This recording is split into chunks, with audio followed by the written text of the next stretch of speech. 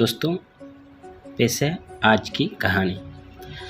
मैंने पकौड़ा खाकर चाय का पहला घूंट भरा ही था कि बाहर से शबनम की किसी पर बिगड़ने की तेज आवाज़ सुनाई दी। वह लगातार किसी को डांटे जा रही थी। उत्सुकतावश मैं बाहर निकली तो देखा कि वह गार्ड से उलझ रही है। एक घायल लड़के को अपने कंधे पर एक तरह से लादे हुए वह अंदर दाखिल होने की कोशिश में थी और गार्ड लड़के को अंदर ले जाने से मना कर रहा था। भैया, हॉस्टल के नियम तो तुम मुझे सिखाओ मत। कोई सड़क पर मर रहा है तो क्या उसे मर जाने दूं? क्या हॉस्टल प्रशासन आएगा उसे बचाने? नहीं ना।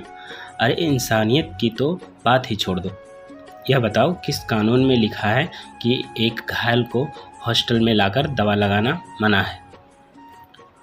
इसे कमरे में तो लेके जा नहीं रही, बाहर ग्राउंड में जो बेंच है उसी पर लिटाऊंगी। फिर तुम्हें क्या प्रॉब्लम हो रही है? लड़कियां अपने बॉयफ्रेंड को लेकर अंदर घुसती है तब तो तुमसे कुछ बोला नहीं जाता, शबनम झल्लाती हुई कह रही थी। गार्ड ने झेपते हुए दरवाज़ा खोल दिया और शबनम बड़बड़ाती हुई अंदर दाखिल हुई। उसने किसी तरह लड़के को बेंच पर लिटाया और ज़ोर से चीखी, ओ बाजी, देख क्या रही हो? जाओ जरा पानी लेकर आओ। फिर मुझ पर नज़र पड़ते ही उसने कहा, नेहा प्लीज डेटॉल ला देना, उसके घाव पोंछ दूँ, और हाँ, कॉटन भी लेती आना। मैंने अपनी अलमारी से डेटॉल निकाला और बाहर आई। देखा शबनम अब उस लड़के पर बरस रही है। कर ली खुदकुशी, मिल गया मज़ा। तेरी जैसे लाखों लड़के देखे हैं, लड़की ने बात नहीं की तो या फेल हुए तो जान देने चल दिए। पैसा नहीं है तो जी कर क्या करना है? अरे मरो, पर यहाँ आकर क्यों मरते हो? शबनम उसे लगातार डांटे जा रही थी और वह खामोशी से शबनम को चुपचाप देखे जा रहा था। उसका दायां हाथ काफ़ी जख्मी हो गया था। एक तरफ चेहरे और पैरों पर भी चोट लगी थी, माथे से खून बह रहा था। बाजी बाल्टी में पानी भर लाई और शबनम उसमें रुई डुबा डुबा कर उसके घाव पोंछने लगी। फिर घाव पर डेटोल लगाकर पट्टी बांध दी और मुझसे बोली, तू जरा इसे ठंडा पानी पिला दे, तब तक मैं इसके घर वालों को खबर कर देती हूँ। तू इसे पहले से जानती थी शबनम? मैंने पूछा तो वह मुस्कुराई, अरे नहीं, मैं ऑफिस से आ रही थी तो देखा यह लड़का जानबूझकर गाड़ी के नीचे आ गया। इसके सिर पर चोट लगी थी इसलिए यहाँ उठा लाई। अब घर वाले आकर इसे अस्पताल ले जाएं या घर, उनकी मर्जी। कहकर उसने लड़के से उसके पिता का नंबर पूछा और उन्हें बुला लिया। इधर मैं अपने कमरे में आकर शबनम के बारे में सोचने लगी। आज कितना अलग रूप देखा था मैंने उसका। उस लड़के के घाव पोंछते वक्त वह कितनी सहज थी। लड़कियां चाहे कुछ भी कहे, आज मैंने महसूस किया था कि वह दिल की कितनी अच्छी है। पूरे हॉस्टल में अक्खड़, मुंहफट और घमंडी कही जाने वाली शबनम की बुराई करने से कोई नहीं चूकता। लड़कियां हो या गार्ड या फिर काम वाली, हर किसी की यही शिकायत थी कि शबनम कभी सीधे मुंह बात नहीं करती है। अकड़ दिखाती है, टीवी देखने आती है तो ज़बरदस्ती वही चैनल लगाती है जो उसे देखना हो, दूसरों की सुनती ही नहीं है। वैसे ही उसकी जिद रहती है कि काम वाली सुबह सबसे पहले उसका कमरा साफ करे। पहनावे में भी दूसरों से बिल्कुल अलग दिखती थी वह। गर्मी हो या सर्दी, हमेशा पूरी बाजू के कपड़े पहनती, जिसकी नेक भी ऊपर तक बंद होती। उसकी इस अटपटी ड्रेस की वजह से लड़कियां अक्सर उसका मजाक उड़ाती थी, पर वह इस पर ध्यान नहीं देती थी। देखने में वह खूबसूरत थी, पर नाम के विपरीत चेहरे पर कोमलता नहीं बल्कि सख्ती के भाव होते थे। डिलडोल भी काफ़ी अच्छा था और आवाज़ काफ़ी सख्त, जो उसकी पर्सनैलिटी को दबंग बनाती थी। सामने वाला उससे पंगे लेने से बचता था। वह मेरे कमरे के साथ वाले कमरे में रहती थी, इसलिए मुझसे उसकी थोड़ी बहुत बातचीत होती रहती थी। हम एक दो दफ़ा साथ घूमने भी गए थे, पर हमेशा ही मुझे वह ऐसी बंद किताब लगी जिसे चाहकर भी पढ़ना मुमकिन नहीं था।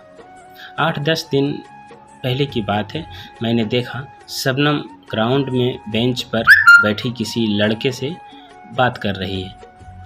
उस वक्त शबनम की आवाज़ इतनी तेज थी कि लग रहा था वह उस लड़के को डांट रही है। 2-3 लड़कियां उधर से शबनम का मजाक उड़ाती हुई आ रही थी।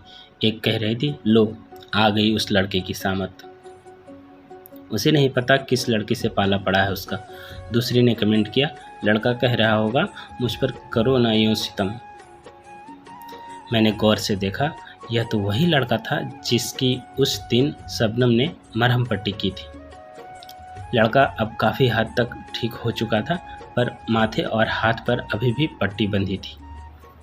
बाद में जब मैंने शबनम से उसके बारे में पूछा तो वह बोली, धन्यवाद कहने आया था, और हिम्मत तो देखो, मुझसे दोस्ती करना चाहता था, कह रहा था फिर मिलने आऊँगा। तो तुमने क्या कहा? अरे मुझे क्या कहना था, अच्छी तरह समझा दिया कि मैं दोस्ती वोस्ती के चक्कर में नहीं पड़ने वाली। रोज़ रोज़ मेरा दिमाग खाने के लिए आने की कोई ज़रूरत नहीं। लड़कों की फितरत अच्छी तरह समझती हूँ मैं। आगे उस लड़के का हश्र क्या होगा यह मैं अच्छी तरह समझ सकती थी। इसलिए शबनम को और न छेड़ते हुए मैं मुस्कुराते हुए अपने कमरे में चली आई। उस दिन के बाद 2-3 बार और भी मैंने उस लड़के को शबनम से बातें करते हुए देखा। हमेशा शबनम उसे छिड़कती हुई ही दिखी। एक दिन उसने बताया कि वह लड़का हाथ धोकर पीछे पड़ गया है, फिर फ़ोन भी करने लगा है कि मैं तुम्हें पसंद करता हूँ। अरे यार, बदतमीजी की भी हद होती है। घाव पर मरहम क्या लगाया, वह तो हाथ पकड़ने पर आमादा हो गया है। तो इसमें बुराई क्या है यार? वह तुझे इतना चाहता है, देखने में भी हैंडसम है, अच्छा कमाता है, घर परिवार भी अच्छा है। तूने ही बताया है तो तू मना क्यों कर रही है?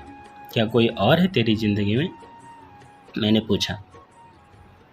नहीं, कोई और नहीं है, ज़रूरत भी नहीं है मुझे, और वह जैसा भी है उससे मुझे क्या लेना देना।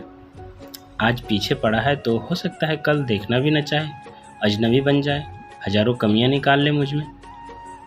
इतना ही अच्छा है तो ढूंढ लेना कोई और अच्छी लड़की। मैंने क्या मना किया है? मैं क्यों अपनी खुशियाँ किसी और के आसरे छोड़ूं? जैसी भी हूँ ठीक हूँ, कहते कहते उसकी आंखें नम हो उठी। शबनम, प्यार बहुत खूबसूरत होता है। वह वीरान ज़िंदगी में खुशियों की बहार लेकर आता है। किसी से हो जाए तो सूरत, उम्र, जाति कुछ नहीं दिखता। इंसान इस प्यार को पाने के लिए हर कुर्बानी देने को तैयार रहता है। मैंने समझाना चाहा, पर वह अकड़ती हुई बोली, बहुत देखे हैं प्यार करने वाले, मैं इन झमेलों से दूर ही सही, और अपने कमरे में चली गई। अगले दिन वह लड़का मुझे हॉस्टल के गेट पर मिल गया। मुझसे विनती करता हुआ बोला, प्लीज़ नेहा जी, आप ही समझाओ ना शबनम जी को, वे मुझसे मिलना नहीं चाहती। तुम प्यार करते हो उससे? मैंने सीधा प्रश्न किया। तो चकित नज़रों से उसने मेरी तरफ देखा, फिर सिर हिलाता हुआ बोला, बहुत ज़्यादा। ज़िंदगी में पहली दफ़ा ऐसी लड़की देखी, खुद पर निर्भर, दूसरों के लिए लड़ने वाली, आत्मविश्वास से भरपूर। उसने मुझे जीना सिखाया है, मुश्किलों से हार मानने के बजाय लड़ने का जज्बा पैदा किया है। मैंने तो औरतों को सिर्फ पति के इशारे पर चलते, रोते, सुबकते और घरेलू काम करते देखा था, पर वह बहुत अलग है। जितना ही उसे देखता हूँ, उसे पाने की तमन्ना बढ़ती जाती है। प्लीज़ आप मेरी मदद करें, मेरे मन की बातें उस तक पहुँचा दें। मैं कोशिश करती हूँ, मैंने कहा। तो उसके चेहरे पर खुशी की लहर दौड़ गई। मुझे नमस्ते कह के वह चला गया। रात को मैं फिर से शबनम के कमरे में दाखिल हुई। वह अकेली थी। आज वह गेट पर मिला था। मैंने कहा, जानती हूँ मुझे बाहर बुला रहा था, लेकिन मैं नहीं गई। मैंने उसे कुरेदा, तू प्यार से भाग क्यों रही है? जानती है प्यार हर दर्द मिटा देता है। वह हंसी। प्यार दर्द मिटाता नहीं, नए जख्म पैदा करता है। बहुत बहुत स्वार्थी होता है प्यार। मैं आज वजह जानकर रहूँगी कि आखिर क्यों भागती है तू प्यार से। या तो मुझे हकीकत बता दे या फिर उस लड़के को अपना ले जो सिर्फ तेरी राह देख रहा है। मैंने भी देखी थी किसी की राह, पर उसने कहते हुए अचानक उसकी आंखें भीग गईं। मैंने प्यार से उसका माथा सहलाते हुए कहा, शबनम, अपने दिल का दर्द बाहर निकाल, तभी तू खुश रहेगी। मुझे सब कुछ बता दे। मैं जानती हूँ तू दिल की बहुत अच्छी है, पर कुछ तो ऐसा है जो तेरे दिल को तड़पाता है। यह पीड़ा तुझे सामान्य नहीं रहने देती। तेरे चेहरे, तेरे व्यवहार में झलकने लगती है। यकीन रख, तू जो भी बताएगी वह सिर्फ मुझ तक रहेगा, पर मुझसे कुछ मत छिपा। किसने चोट पहुंचाई है तुझे? वह थोड़ी नॉर्मल हुई तो बिस्तर पर पीठ टिकाकर बैठ गई। कहने लगी, 4 साल पहले तक मैं भी एक ऐसी लड़की थी जिसका दिल किसी के लिए धड़कता था। मैं भी प्यार को बहुत खूबसूरत मानती थी।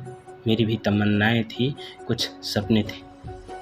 दूसरों से प्रेम से बातें करना, मिलकर रहना अच्छा लगता था मुझे। जिसे प्यार किया उसी के साथ पूरी उम्र गुजारना चाहती थी, और उसकी यानी विक्रम की भी यही मर्जी थी। उसने मुझे हमेशा एतबार दिलाया था कि वह मुझे प्यार करता है, मेरे साथ घर बसाना चाहता है। हमारी जोड़ी कॉलेज में भी मशहूर थी, पर वक्त की चोट ने उसकी असलियत मेरे सामने लाकर रख दी। एक दिन मैंने देखा कि मेरी बाह और पीठ पर सफ़ेद निशान हो गए हैं। मैं घबरा गई, डॉक्टरों के चक्कर लगाने लगी, पर दाग बढ़ते ही गए। जब मैंने यह राज विक्रम के आगे खोला तो उसके चेहरे के भाव ही बदल गए, और 2-4 दिनों के अंदर ही उसका व्यवहार भी बदलने लगा। अब वह मुझसे कुछ दूरियां बनाने लगा। हालांकि 1-2 दफ़ा मेरे कहने पर वह मेरे साथ डॉक्टर के यहाँ भी गया, पर कुछ अनमना सा रहता था। धीरे धीरे वह मिलने से भी कतराने लगा। उधर हमारी पढ़ाई पूरी हो गई और पापा को मेरी शादी की फिक्र होने लगी। मैंने विक्रम से इस बारे में चर्चा की तो वह शादी से बिल्कुल मुकर गया। मैं तड़प उठी, उसके आगे रोई, गिड़गिड़ाई, पर सिर्फ इस सफ़ेद दाग की वजह से वह मुझसे जुड़ने को तैयार नहीं हुआ। कहते हुए उसने अपने कुर्ते की बाजू ऊपर उठाई। उसकी बाह पर कई जगह सफ़ेद दाग थे। शून्य की तरफ देखते हुए वह बोली, मैं आज भी उसे भुला नहीं सकी, पर कहाँ जानती थी कि उसका प्यार सिर्फ मेरे शरीर से जुड़ा था। शरीर में दोष उत्पन्न हुआ तो उसने राहें बदल ली,